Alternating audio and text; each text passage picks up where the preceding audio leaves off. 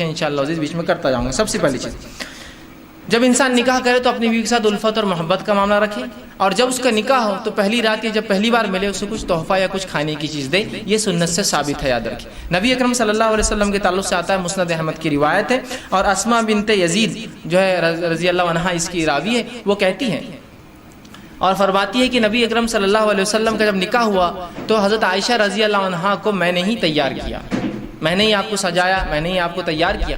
جب میں نے آپ کو تیار کیا اور اس کے بعد یہ کہلوا بھیجا نبی اکرم صلی اللہ علیہ وسلم کو کہ عائشہ تیار ہے، نبی اکرم صلی اللہ علیہ وسلم ان کے پاس آئے، آپ کو ایک دودھ کا پیالہ دیا گیا، رسول اکرم صلی اللہ علیہ وسلم نے اس دودھ کے پیالے سے دودھ پیا اور پھر اس پیالے کو عائشہ کی طرف بڑھا دیا رضی اللہ عنہا۔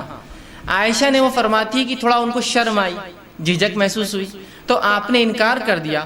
اسماء کہتی ہے کہ میں نے غصہ کیا اور انہیں ڈانٹا اور کہا رسول اللہ دے رہے ہیں نا، پھر تم کیوں نہیں لے رہی ہو؟ تو انہوں نے اس کو لیا اور تھوڑا سا پی لیا۔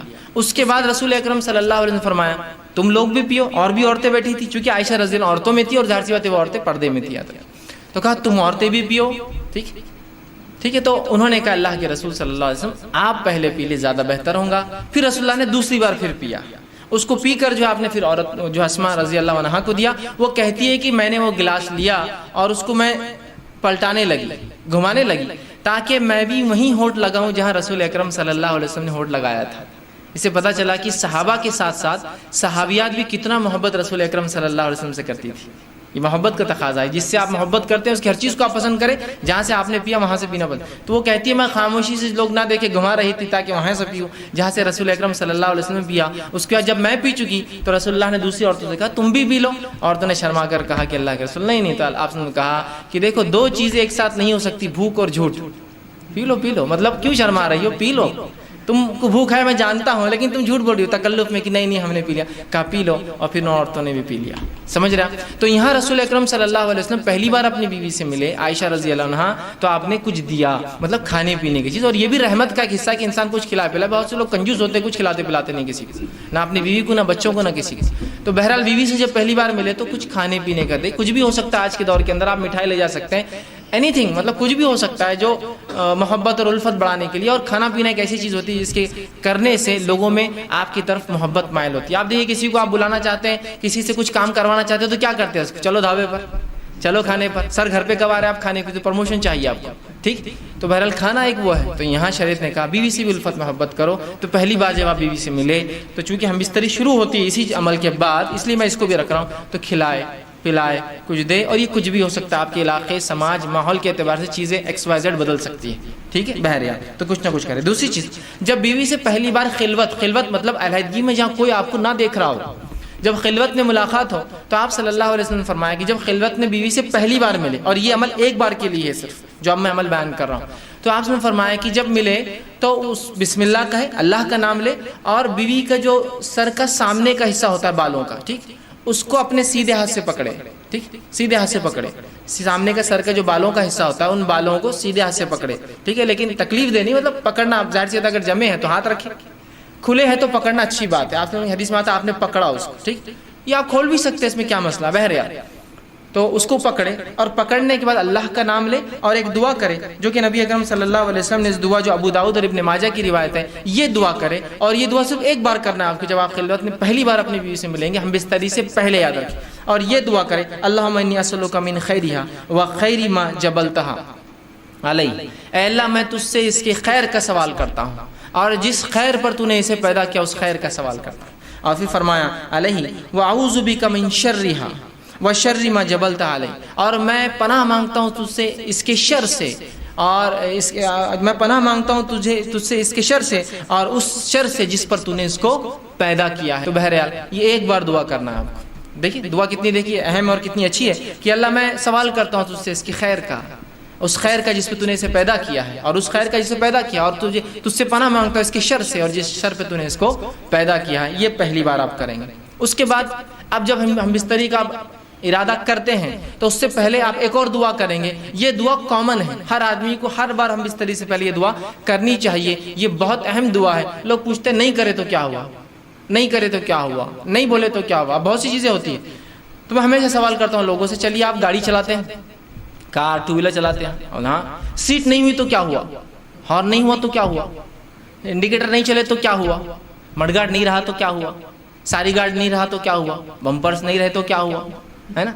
तो आप बोलते नहीं अच्छी नहीं दिखती ना गाड़ी। मतलब आप कंप्लीशन, दुनिया में हर चीज़ कंप्लीशन की तरफ चाहते हैं, मुकम्मल की तरफ चाहते हैं। सुन्नत में क्यों नहीं चाहते हर चीज़ मुकम्मल की तरफ जाए? वहाँ नहीं करे तो मतलब हर बार नेगेटिव क्यों, पॉजिटिव क्यों नहीं कि कर लो तो क्या, हर बार नहीं करे तो नहीं करे तो वैसा नहीं करना चाहिए। ठीक, तो याद रखिए ये दुआ पढ़े और बहुत खैर है इस दुआ के अंदर। ठीक है, तो आप सल्लल्लाहु अलैहि वसल्लम जो है, माफ़ करना बहरहाल वो दुआ से पहले एक चीज़ मैं भूल गया था, वो ये कि जब इंसान हम बिस्तरी से इरादा करे तो उससे पहले निकाह की रात जो है नमाज पढ़ना भी याद रखिए, ये अमल भी जो है सहाबा से मिलता है, सहाबा से मिलता है। ठीक, इसके ताल्लुक से एक रिवायत आती है कि मियाँ भी इकट्ठे नमाज पढ़े। एक जो है ताबईन फरमाते हैं, अभी साद उनका नाम था जो कि ग़ुलाम थे, वो कहते हैं मैंने ग़ुलामी की हालत में निकाह किया और उसके बाद जो है अबू ज़र ग़िफ़ारी रज़ी अल्लाह अन्हु, ठीक है, उसके बाद वो कहते हैं कि अब्दुल्लाह इब्न मसूद और हुज़ैफ़ा बिन यमान रज़ी अल्लाह अन्हुम को दावत दी, ये सहाबा को दावत दी बड़े बड़े।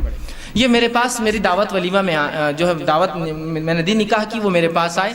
जब मेरे पास आए तो उन्होंने मुझसे कहा कि देख जब तू अपने बीवी से करीब जाने का इरादा कर तो अल्लाह का नाम ले और ये दुआ कर जो मैंने पहले बताई। उसके बाद कहा कि फिर तू उसके साथ जो है 2 रकात नमाज पढ़ ले, तू आगे खड़ा हो और वो पीछे। याद रखिए मर्द और औरत बाजू खड़े के नमाज नहीं पढ़, चाहे मियाँ बीवी क्यों ना हो, तू आगे खड़ा रहे वो पीछे खड़ी रहे और तू 2 रकात नमाज पढ़ ले। और फिर फरमाया उसके बाद क्या करना है, तू बेहतर जाने और तेरी बीवी बेहतर जाने।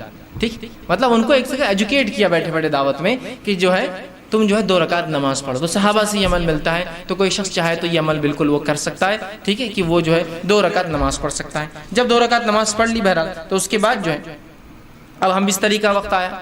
अगर वो उसका इरादा करता है तो सबसे पहले दुआ करे। ये दुआ बड़ी मशहूर और मारूफ है, सही बुखारी की रिवायत है और बहुत सारी कुतुब हदीस में आती है। आप करें बिस्मिल्लाह, अल्लाह का नाम से आप शुरू करें, अल्लाहुम्मा जन्निबना शैताना व जन्निबि शैताना मा रज़क़तना। ये दुआ याद रखिए, छोटी सी दुआ, ये दुआ कर ले बिस्मिल्लाह, अल्लाह के नाम से, अल्लाहुम्मा जन्निबना शैताना, ऐ अल्लाह जो है हमें शैतान से महफूज रख।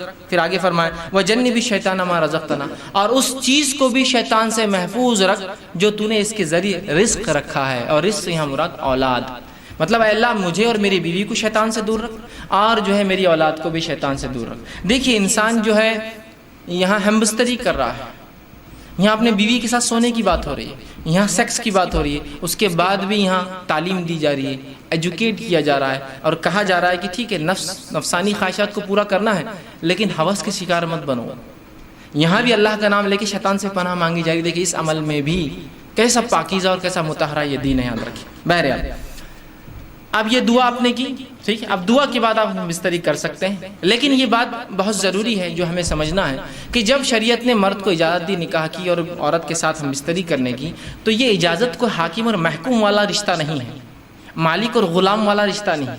समझ रहे आप बात? वरना होता ही कि जब ये मौका इंसान को मिल जाता है मर्द को पहली बार, तो वो बिल्कुल एक औरत को अपना शिकार समझता है। हर आदमी ऐसा नहीं होता, लेकिन कुछ लोग होते हैं ऐसे, वो समझता है वो शिकार है और मैं आका हूँ और ये गुलाम है, मैं हाकिम और ये मेरी महकूम है। ठीक, और लिहाजा वो उस पर टूट पड़ता है जानवरों की तरह। अंदाज़ा लगाइए एक औरत के साथ अगर आप ये सलूक करेंगे जो आपकी बीवी और ज़िंदगी भर रहने वाली शरीक हयात कहा जाता है ना, बीवी शरीक हयात मतलब लाइफ पार्टनर है आपकी, पूरी ज़िंदगी आपके साथ शरीक रहेंगी। और अगर पहली रात आप साथ ये बदतमीज़ी करेंगे कि आप बताएंगे कि मैंने निकाह खालिस सिर्फ अपनी हवस को पूरा करना किया। ठीक है, उल्फत और मोहब्बत एक चीज़ है, लव एक चीज़ होती है कि लस्ट एक चीज़ होती है इंग्लिश के अंदर। उर्दू में जैसे कहते हैं एक मोहब्बत होती है और एक हवस होती है। तो हमें मोहब्बत की इजाज़त है, हवस पूरी नहीं करना है हमको। हमें जो लव की इजाज़त है, हमको लस्ट नहीं। ठीक है, इंसान जाहिर सी बात है वही अमल कर रहा है जो लस्ट में होता है, लेकिन इसमें मोहब्बत के तकाजे के साथ कि ये मेरे अपोनेंट पार्टनर है, मेरी बीवी है, इसके साथ ज़िंदगी गुजारना है। ठीक है, तो ये बात बड़ी है हमें समझना हमारे लिए। तो इंसान जो है जब अपनी बीवी से ताल्लुकात कायम करे तो इसको हाकिम और महकूम और जालिम और मजलूम वाला रिश्ता ना बना दे, बल्कि इसको मोहब्बत और उल्फत वाला मामला रखे। और हम बिस्तरी से पहले जो बातें हमको रसूल अकरम सल्लल्लाहु अलैहि वसल्लम और सहाबा के आसार मतलब सहाबा के अमल से पता चलती, वो ये है कि ये लोग फोर प्ले करते, हम बिस्तरी से पहले कुछ बीवी से खेलते। और एक रिवायत में रसूलुल्लाह सल्लल्लाहु अलैहि वसल्लम की इस बात का खुला इशारा आपने फरमाया, जब एक सहाबिया का अल्लाह के रसूल मैंने एक औरत से निकाह किया लेकिन ये मुतल्लक़ा है, मतलब इसकी शादी हो चुकी है और ये जवान थे साहब, तो अल्लाह के रसूल सल्लल्लाहु अलैहि वसल्लम फरमाया कि तूने कुंवारी लड़की से क्यों नहीं निकाह किया, ताकि वो तुझसे खेलती और तू उससे खेलता। تو کہا اللہ کے رسول میری مجبوری تھی، میرے والدہ کا انتقال ہو گیا اور میری 3 چھوٹی چھوٹی بہنیں ہیں، اگر میں کوئی کنواری لڑکی لاتا تو وہ میری بہنوں کی دیکھ بھال برابر سے نہیں کر پاتی۔ جب میں نے ایسی عورت کو لایا نکاح میں جو مطلقہ ہے، اس کو پریویس ایکسپیرینس ہے زندگی کا، وہ زندگی سماج میں گزار چکی ہے، وہ میری بہنوں کی اچھے سے تربیت کر سکتی ہے۔ اس حدیث سے ایک بات اور پتہ چلی، نکاح میں بہت سارے مقاصد انسان رکھ سکتا ہے نکاح کے لیے۔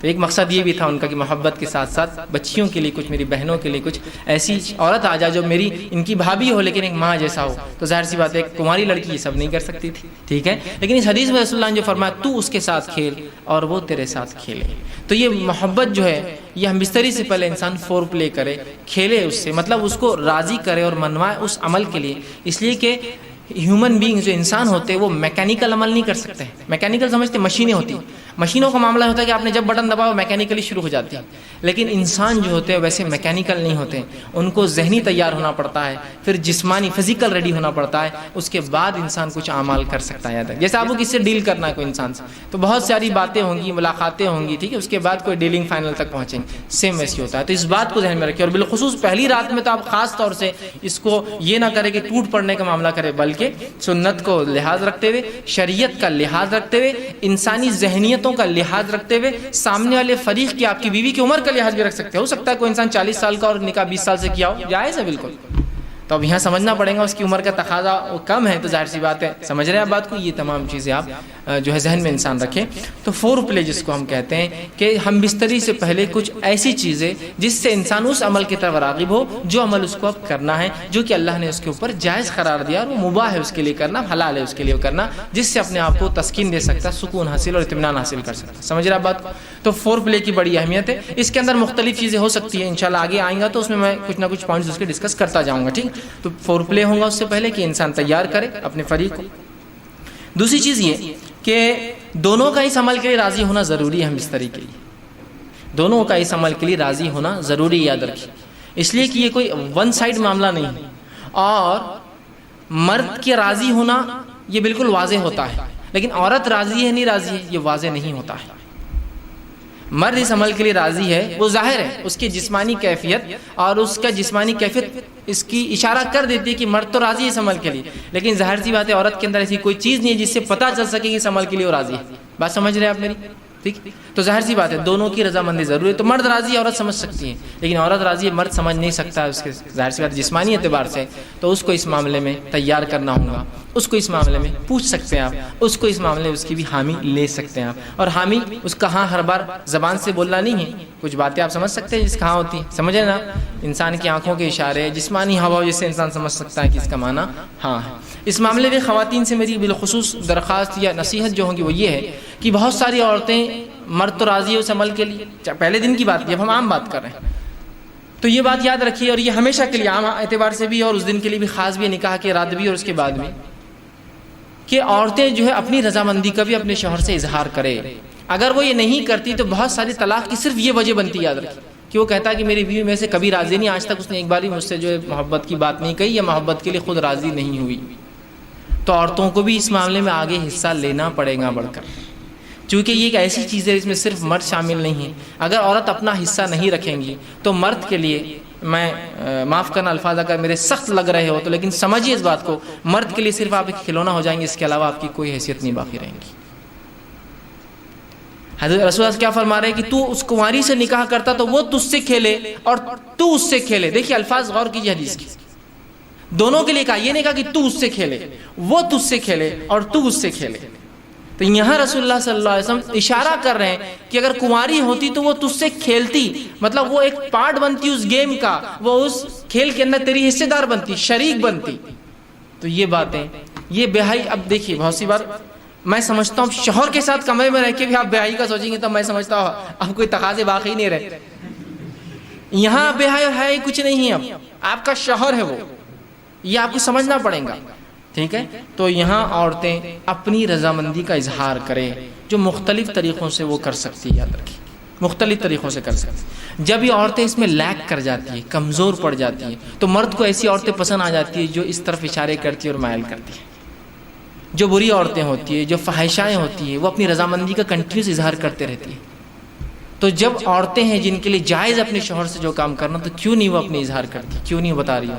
چونکہ مرد ترازی ہے، تیار ہے، اس کے جسمانی کیفیت سے پتہ چل جاتا ہے، عورت کو کیسے پتہ چلیں گے جب تک کہ آپ نہیں بتائیں گے. اور اس میں کوئی حیا اور بے حیائی کا تقاضا نہیں. یاد رکھیے آپ کی محبت اور الفت ہے، اور اس کو کہیں گے محبت کی سب سے اونچائی یاد رکھیے جو میاں اور بیوی کے بیچ میں ہوتی ہے. تو آپ بھی اپنی رضامندی کا ضرور جو اپنے شوہر سے اظہار کریں، ٹھیک ہے. ورنہ اکثر طلاقوں کی وجہ یہ بنتی ہے کہ بیوی، شوہر کا دعویٰ ہے کہ بیوی نے آج تک فلاں نہیں کیا، اور پھر وہ الزام لگاتا ہے اس کا سیکس کمزور ہے یا اس کی قوت باہ اس میں نہیں ہے اور فلاں نہیں ہے اور فلاں نہیں ہے. تو وہ سب طرف کیوں جا رہے ہیں؟ شریعت نے آپ کو بتا دیا، رسول اللہ صلی اللہ علیہ وسلم کہہ رہے ہیں. اور ظاہر سی بات ہے ہر چیز کھول کر بیان کرنا ضروری نہیں، کہ اتنا کافی نہیں تو اس سے کھیلے اور وہ تجھ سے کھیلے، اتنا کافی نہیں ہے ہمارے لیے سمجھنا. کیا اور وضاحت چاہتے ہیں آپ پوری چیز؟ کیا پورا پکچر دکھانا چاہتے ہیں؟ کیا یہ بتائے تو ہم کو سمجھ میں آئیں گے؟ نہیں، اشارہ کافی ہوتا ہے. اور مومن کے لیے تو اشارے بہت زیادہ کافی ہوتے ہیں. عقل مند کو اشارہ کافی ہوتا ہے. لوگ کہتے ہیں، میں کہتا ہر مومن عقل مند ہوتا ہے، اور اس کو اپنے نبی اور شریعت کے ہر اشارے کافی ہو جاتے ہیں، وہ سمجھ جاتا ہے باقی کیا ہے. تو عورتوں کو بھی اشارہ ہے اس حدیث کے اندر. بہرحال آگے بڑھیے. اب انسان جو ہے جمع کیسے کرے، یہ تو پہلے کا ہوا، اور کچھ باتیں نکاح کے لیے خاص اور کچھ عام تھی. اب نکاح کی رات بھی ہو سکتی ہے اس میں انوالو، اور ادر زندگی کا اور حصہ جہاں میاں بیوی ہم بستری کرنا چاہتے. اب جمع کیسے کرے؟ جمع سے مراد، جب میں الفاظ کہہ رہا ہوں تو شرمگاہ کا جمع ہونا اور ملنا اس سے مراد ہے میرا، یاد رکھیں، ٹھیک ہے. کہ انسان اس اب جمع کیسے کرے، اس کے تعلق سے بہت ساری غلط فہمیاں ہوتی ہیں. انشاءاللہ آج اس کے ازالے کرنے کی کوشش کروں گا. اب انسان اپنی بیوی سے کیسے جمع کر سکتا ہے؟ آئیے اللہ رب العزت کا جواب اپنی کتاب، اس کی کتاب میں جس نے دیا، اس سے ہم شروع کرتے ہیں. اللہ رب العزت فرماتا اور کہتا ہے سورہ بقرہ سورہ نمبر 2 آیت نمبر 223، اور فرماتا ہے نساء حرث لکم فأتوا حرثکم ان شئتم.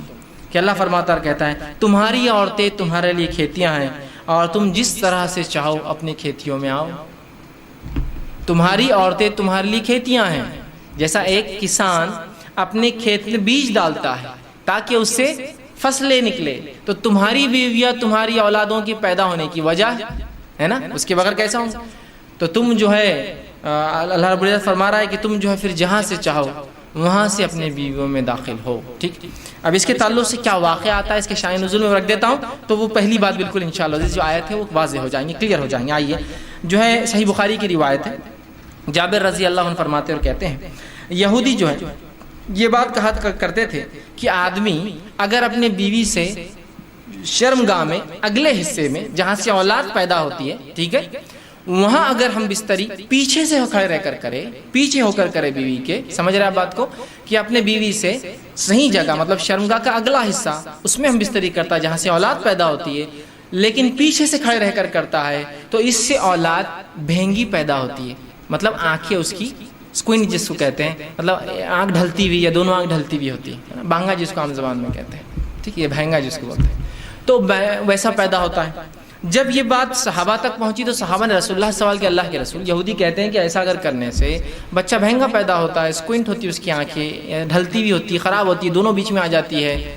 تو آپ صلی اللہ علیہ وسلم نے اس کے جواب میں اللہ رب العزت نے یہ آیت نازل کی. جب یہ آیت نازل ہوئی تو آپ نے فرمایا اور کہا آگے سے یا پیچھے سے مگر مقام پیدائش میں. آپ نے کیا کہا؟ آگے سے یا پیچھے سے لیکن مقام پیدائش میں. سمجھ رہا؟ مطلب جہاں سے اولاد پیدا ہوتی ہے وہیں انسان کر سکتا ہے، اس کے علاوہ کرنا حرام ہے. انشاءاللہ اس کی تفصیلات آگے رکھوں گا کیا حرام ہے اس معاملے میں، ٹھیک ہے. تو چاہے انسان آگے سے ہو پیچھے سے ہو لیکن مقام پیدائش میں. آئیے دوسری روایت، عبداللہ ابن عباس رضی اللہ عنہ فرماتے ہیں، یہ ابو داؤد کی روایت، آپ نے فرمایا تھوڑی طویل روایت ہے لیکن بہت ساری باتیں علم کی اس میں آ رہی ہے اس روایت کے اندر، بالخصوص اس مسئلے کے تعلق سے. وہ کہتے ہیں مدینہ میں انصار جو ہے یہودیوں کی اتباع کرتے تھے، چونکہ انصار تو مشرک تھے، ان کے پاس کوئی عقیدہ نہیں تھا، یہ تو لیکن اہل کتاب کو یہ بڑا اونچا سمجھتے چونکہ وہ کتاب کے حامل لوگ تھے، تو ہر چیز میں وہ یہودیوں کو فالو کرتے. حتیٰ کہ یہودی اپنے بیویوں کو چت لٹاتے، مطلب چہرہ اوپر اور عورت لیٹی ہے، اور اس کے بعد ہم بستری کرتے، تاکہ اس سے کیا ہوتا ہے، سطر کے لیے بھی اچھا ہے. انسان جب مرد لیٹ جاتا ہے عورت پہ تو پوری ڈھک بھی جاتی ہے، تو طہارت کے لیے بھی اچھا ہوتا ہے، اور سطر پوشی کے لیے بھی خاموں کا زیادہ سطر کھلتا نہیں ہے، اچھا ہوتا ہے. تو یہودی صرف اس پوزیشن کو، اس طریقے کو حلال مانتے تھے. چونکہ انصار رسول اللہ صلی اللہ علیہ وسلم کے آنے سے پہلے، اسلام سے پہلے ان کو دیکھتے تھے، ان کو فالو کرتے تھے، اس معاملے میں بھی یہودیوں کو فالو کرتے تھے کہ نہیں یہودی بول رہے تھے اہل کتاب ہے، ان کے پاس ایک دین دھرم تھا جو اللہ کی طرف سے آتا، لہٰذا ان کو فالو کرنا چاہیے، تو اس معاملے میں ان کی بھی اتباع کرتے تھے. عبداللہ ابن عباس رضی اللہ عنہ فرماتے لیکن ہم جو ہے جو مہاجر تھے، ہم مکے والے لوگ، مکے کے جو لوگ تھے وہ مختلف قسم سے اپنے بیویوں سے تعلقات قائم کرتے، آگے سے پیچھے سے لٹا کر، ہاتھوں پہ ان کو کھڑے کر کے، مختلف چیزوں سے، اور جنس کی جو ہے ہم بستری کی لذتیں اٹھایا کرتے تھے. لیکن جب مہاجر مدینہ پہنچے اور انصاریوں سے نکاح شروع کیا، اور جب ایک مہاجر نے ایک انصاری عورت سے نکاح کیا، اور نکاح کرنے کے بعد جیسا ان کا طریقہ تھا کہ وہ مختلف انداز سے مختلف طریقوں سے صحیح جگہ میں بستری کرتے، مطلب شرمگاہ میں اگلے حصے میں کرتے، جب اس نے ڈیمانڈ کیا اس شخص نے، تو اس انصاریہ نے کہا ہم تو صرف ایک طریقہ اپناتے، اس عورت نے، وہ بھی صحابیہ تھی، وہ ہے چت لیٹنا اور تم اوپر سے رہو۔ اس نے کہا ایسا کیوں؟ ہم تو مختلف چیزیں کرتے ہیں، جس کو عام زبان میں بہرحال آسن کہتے ہیں، لوگ بہرحال سمجھتے ہیں آسن کہتے ہیں، اس کو شاید سنسکرت کا لفظ ہے، یہ ہندی کا لفظ ہے، بہرحال تو ہم تو مختلف کرتے ہیں۔ تو انہوں نے کہا نہیں میں تو یہ کرنے نہیں دوں گی، جھگڑا بڑھ گیا، اس نے کہا میں تو ایسے ہی کروں گا، اس نے کہا ہمارے پاس یہ طریقہ نہیں، اور بات رسول اکرم صلی اللہ علیہ وسلم پہنچ گئی، اور پھر یہ آیت نازل ہو گئی، تمہاری بیویاں تمہاری کھیتی ہے، تم جہاں سے چاہو، مطلب جو مہاجر کر رہے تھے صحیح کر رہے تھے، مختلف پوزیشنز ہو سکتے ہیں لیکن اگلے حصے میں صرف پیدائش کے حصے میں انسان کر سکتا ہے۔ تو یہ روایت میں بہرحال بہت ساری باتیں آ گئی، اور بہت ساری باتوں کا جواز ہمیں مل گیا ہے۔ آگے آئیے، اب اس معاملے میں جو ہے انسان جمع جو کرے، ہم بستری کرے تو لیٹ کر سکتا ہے، لیٹنے میں جتنی پوزیشنز ہو سکتی ہے وہ استعمال کر سکتا ہے، شرط ایک ہی ہے وہاں انسان اپنی شرمگاہ کو داخل کرے، عورت کی شرمگاہ میں جہاں سے اولاد پیدا ہوتی ہے، ٹھیک ہے، وہی ایک جگہ ہے۔ دوسرا بیٹھ کر سکتا ہے، جتنی پوزیشنز ہو سکتی ہے اس کے لیے، شریعت نے اس سے کوئی ممانعت کا اظہار نہیں کیا، لیکن سب سے بہترین پوزیشن اولاد کی پیدائش میں اور اس میں سازگار ہونے میں وہی ہے جو عورت کو لٹا کر کرے، اس لیے کہ اس میں سیدھا مرد کی شرمگاہ اوپر سے ہوتی ہے اور اولاد کی پیدائش کے چانسز زیادہ ہوتے ہیں اس معاملے میں، بہرحال ٹھیک۔ اس کے بعد بیٹھ کر جتنے طریقے ہو سکتے ہیں، جتنی پوزیشنز ہو سکتی ہے، جس میں میں جو بتا رہا ہوں بات آپ سمجھ رہے ہیں کہ شرمگاہ مرد کی عورت سے ملے اور سامنے کے حصے میں آپ کے لیے جائز ہے۔ اسی طرح کھڑے رہ کر جو کچھ ہو سکتا ہے، اس میں کوئی ممانعت نہیں ہے، کراہت ہو سکتی ہے، ناپسندیدگی ہو سکتی ہے، لیکن ممانعت کسی میں بھی نہیں، حرمت کسی میں بھی نہیں، بیٹھ کر، لیٹ کر، کھڑے رہ کر کچھ بھی ہو سکتا ہے۔ ابھی بات کا ازالہ میں کر دوں، بہت سے لوگوں نے عجیب عجیب باتیں لکھ دی، اللہ ان پر رحم کرے، جس کی وجہ سے امت کو خامخواہ ایسی مشکلات اور تکلیفوں میں ڈالا جو شریعت میں نہیں دی، کہ کھڑے رہ کر کرے تو اولاد لنگڑی پیدا ہوتی ہے، بیٹھ کر کرے تو اولاد فلاں پیدا ہوتی ہے، پیچھے سے کرے۔ آج بھی میں کہہ رہا ہوں کہ اگر کوئی لڑکا بہنگا آ جاتا ہے جس کی آنکھیں اسکوئنٹ ہو، اس کی آنکھیں برابر نہ ہو، تو عورتیں اس کو دھکا دے کے ہستی مجلس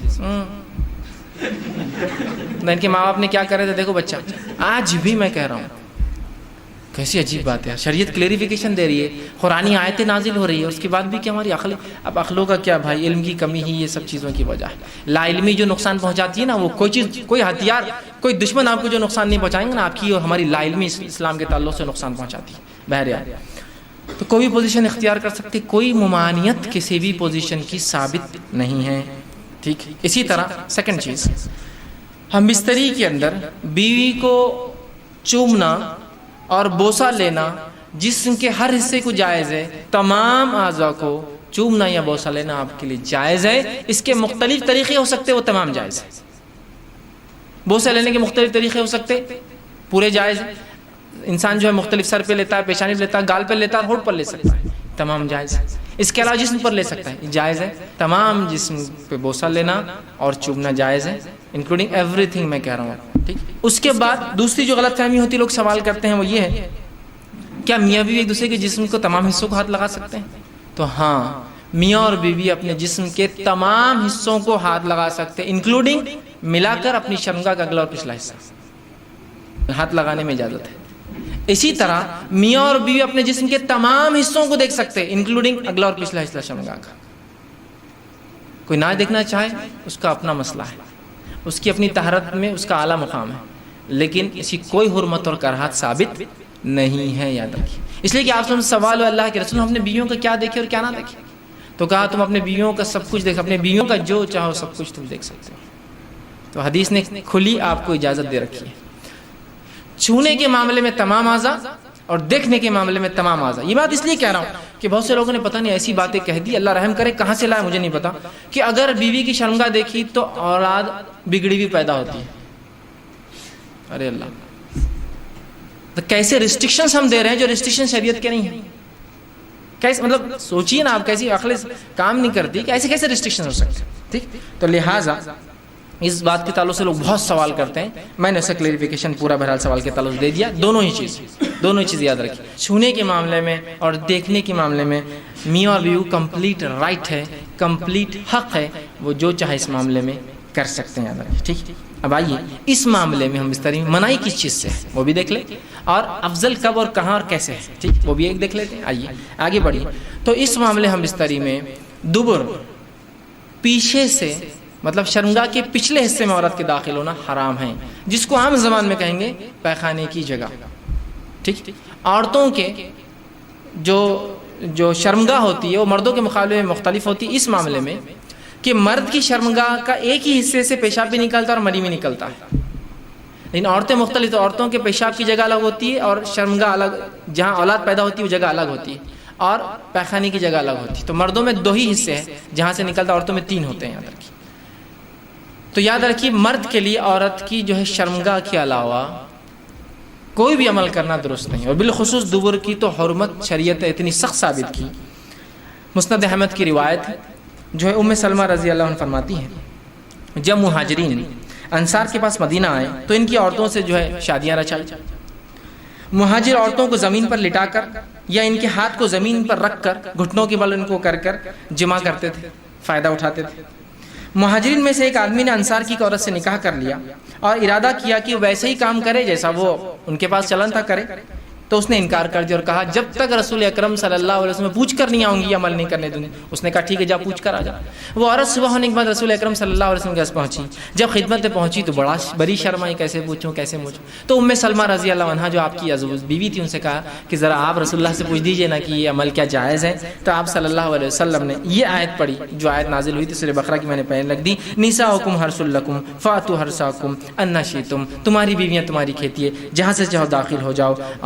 جو ہے اور وہ آگے اللہ کے سوا نہیں مگر ایک ہی جگہ مقام پیدائش کا داخل ہو, لیکن نہیں مگر ایک ہی جگہ مقام پیدائش. تو اس سے پتہ چلا دبر میں داخل ہونا, پیخانے کی جگہ یا انال سیکس جس کو کہتے ہیں شریعت میں حرام ہے, اور اتنا سخت حرام ہے کہ اس کی حرمت کے تعلق سے 3 ہی حدیثیں رکھتا ہوں آپ کے سامنے. پہلی حدیث آپ سے فرماتے ترمذی اور ابن حبان کی روایت, آپ نے فرمایا اور کہا اللہ تعالیٰ ایسے آدمی کی طرف نہیں دیکھیں گا یا دیکھنا گوارا نہیں کرے گا جو اپنی بیویوں سے دبر میں جمع کرتا تھا, پیخانے کی جگہ جو ہے جمع کرتا تھا. اس کی طرف دیکھنے والا نہیں اللہ قیامت میں. اللہ کا نہیں دیکھنا مطلب اللہ کا رحم نہیں کرنا. دوسری روایت ابو داؤد کی روایت آپ سے فرماتے وہ آدمی ملعون ہے, اللہ کے نزدیک لعنتی ہے, فرشتوں کے نزدیک لعنتی ہے, انسانوں کے نزدیک لعنتی ہے, جو فرماتے ہیں جو محاش یعنی دبر میں عورت کے داخل ہو. دوسری روایت. تیسری روایت بہت سخت ہے, آپ سے فرماتے ہیں نسائی کی روایت آپ نے فرمایا جس آدمی نے حائضہ عورت سے ہم بستری کی, جس آدمی نے اپنے بیوی سے دبر میں دخل کیا, اور جس آدمی نے یا عورت نے جو ہے کسی کاہن کے پاس جایا, نجومی کے پاس گیا اور اس کی بات کی تصدیق کی, ہاں یہ تو صحیح کہہ رہا ہے, اس نے اس چیز کا انکار کیا جو محمد پر نازل ہوئی ہے, مطلب وہ شریعت کا منکر ہے, وہ کافر ہے. اب لا علمی میں سمجھتا ہوں کتنے لوگ یہ گناہ کر چکے ہیں اپنی زندگی میں. لوگوں کو لگتا ہے یہ تو کوئی بات ہی نہیں, روٹین آف لائف ہے. ٹھیک, لا علمی کتنی خطرناک ہو سکتی, سمجھ رہے ہیں کہ اس نے اس چیز کا انکار کیا جو محمد پر نازل ہوئی. وہ منکر شریعت ہے, وہ اسلام کا منکر آدمی ہے جو دبر میں داخل ہوتا ہے. ہم کو معمولی لگتا ہے, شریعت کے نزدیک بہت سنگین جرم ہے. تو علم بہت ضروری ہے ہر معاملے میں. بہرحال ٹھیک, تو یہ تینوں روایت بہرحال اس چیز کی وضاحت کر رہی تھی کہ تحریم دبر ہے. اب آئیے کچھ باتیں وضاحت سے دیا ہے اس کا صحیح فائدہ اٹھا. دوسرا بیوی, دوسری جو حالت ہے ایک عورت کی سیکنڈ فیز میں جو سب سے انفلوئنشل ماں ہے, اس کے بعد سیکنڈ فیز ہے وہ ایک بیوی. اس لیے کہ ہم جانتے ہیں بہت سارے بیویوں کا بہت گہرا اثر اپنے شوہروں پر ہوتا ہے, لیکن اس گہرے اثر کا ہرگز یہ معنی نہیں جو امت مسلمہ نے اختیار کر لیا, ہاں جی آپ جو بولے سرکار ٹھیک وہی میں کروں گا, وہ بھی نہیں اس کا معنی ہے. لیکن بیویوں کا شوہر پر فطری اثر ہوتا ہے, لیکن وہ فطری اثر کو آپ غیر فطری مت لے لیجئے.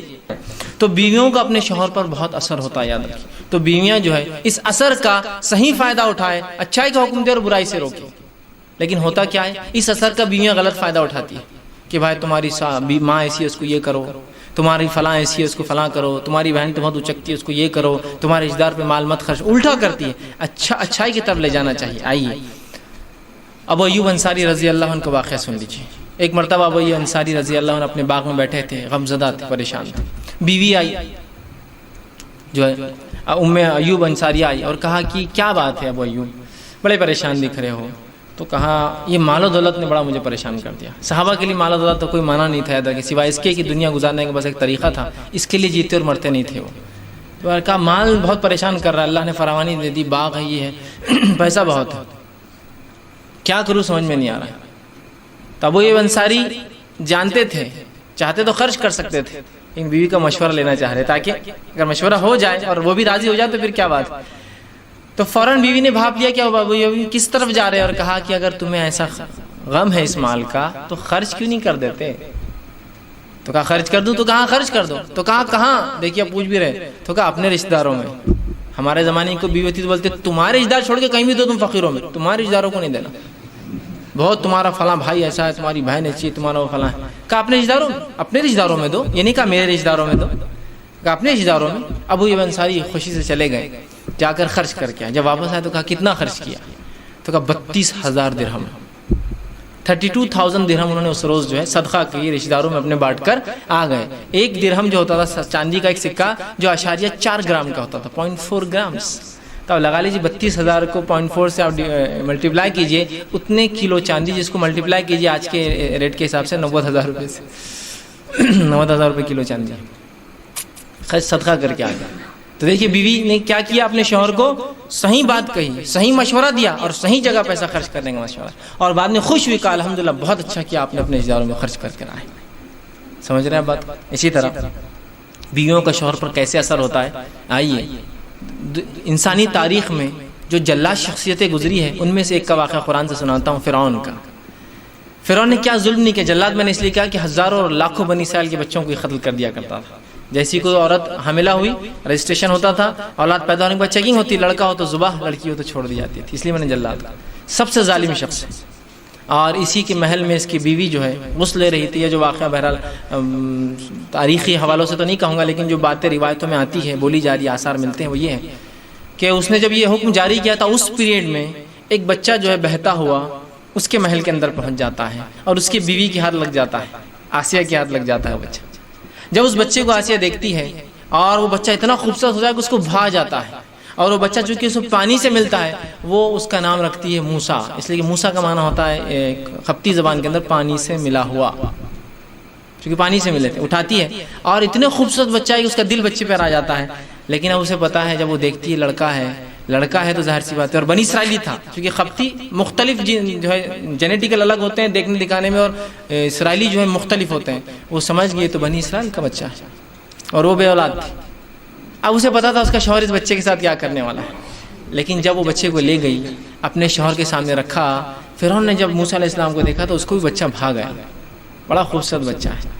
اور اس کے بعد آسیہ نے جو اپنے شوہر فرعون سے جو بات کی، قرآن نے اس کو دہرایا اور یوں کہا، سورہ قصص آیت نمبر 9 میں، وقالت امرأۃ فرعون، اور فرعون کی عورت نے فرعون سے کہا، چونکہ قرآن میں نام نہیں، حدیث میں نام آتا آسیہ، اور فرعون کی عورت نے فرعون سے کہا قرۃ عین لی ولک، اس بچے کو کچھ نہ کرنا، چونکہ اس کو معلوم تھا یہ کیا کرنے والا ہے، ہو سکتا ہے یہ بچہ میری اور تیری آنکھوں کی ٹھنڈک بن جائے، قرۃ عین۔ اور ظاہر سی بات ہے ہر مومن کو دعا کرنا چاہیے کہ ہمارے بچے ہماری آنکھوں کی ٹھنڈک بنے، ورنہ ہماری آنکھوں کی وہ جلن بن جاتے ہیں، تربیت نہیں کرتے ہیں اور بعد میں صرف پریشان ہوتے ہیں۔ تو کہا ہو سکتا ہے یہ بچہ قرۃ عین لی ولک، اے فرعون اس کو قتل نہ کرنا، اے میرے شوہر اس کو قتل نہ کرنا، ہو سکتا ہے یہ بچہ میری اور تیری آنکھوں کی ٹھنڈک بن جائے۔ اور پھر فرمایا وَلَكَ لَا تَقْتُلُوا عَسَىٰ أَن يَنفَعَنَا أَوْ نَتَّخِذَهُ وَلَدًا وَهُمْ لَا يَشْعُرُونَ، اور اس کو قتل مت کرنا، ہو سکتا ہے ہم اس سے کچھ فائدہ اٹھائے، یا ہو سکتا ہے ہم اس کو اپنی اولاد بنا لیں، چونکہ وہ بے اولاد تھی، ہو سکتا ہے ہم اس سے کوئی نفع اٹھا لیں دنیا کا، یا ہو سکتا ہے ہم اس کو اپنی اولاد بنا دیں، وَهُمْ لَا يَشْعُرُونَ، اور ہو سکتا ہے ہم کو یہ علم نہ ہو کہ کیا اس سے فائدہ ہو ہمارے لیے، مطلب مستقبل میں فیوچر کے اندر۔ اور فرعون نے اپنی بیوی کی اس بات کو مان لیا، اس لیے کہ بہت ساری بیویوں کا اپنے شوہر پر اثر ہوتا ہے۔ یہاں آسیہ اچھائی کا حکم دے رہی تھی، کوئی برا کام تو نہیں کہا، لیکن وہیں اگر بیوی برائی کی طرف شوہر کو مائل کرے، بھائی رشوت لو، کیا ہوتا ہے رشوت خوری کرنے میں، زیورات میرے نہیں بنیں گے نا، اس رشوت کھایا کرو، آپ رشوت نہیں لو گے، 2 نمبر 1 نمبر نہیں کرو گے تو گھر کیسے بنے گا اپنا نیا۔ وہیں دوسری بیوی یہ ہو سکتی ہے کہ آپ یہ کام کیسے کر رہے ہیں، اگر آپ نے رشوت لی تو میں آپ کے ساتھ نہیں رہ سکتی ہوں، یہ بھی ہو سکتا ہے۔ بہرحال یہ بات کو سمجھنے کی ضرورت ہے۔ تو بہت ساری بیویوں کا مقام ہوتا ہے، مرتبہ ہوتا ہے شوہروں کی نظروں میں، تو بیویاں اس کا صحیح فائدہ اٹھائیں، اچھائی کا حکم دیں اور برائی سے روکیں، جیسے آسیہ نے جو ہے موسیٰ علیہ السلام کے لیے ریکویسٹ کی، اور فرعون جیسا جابر بادشاہ جس کو یہ بچوں کو مار رہا تھا، پھر بھی اس بچے کو اس کو نہ چاہتے ہوئے بھی زندہ چھوڑنا پڑا۔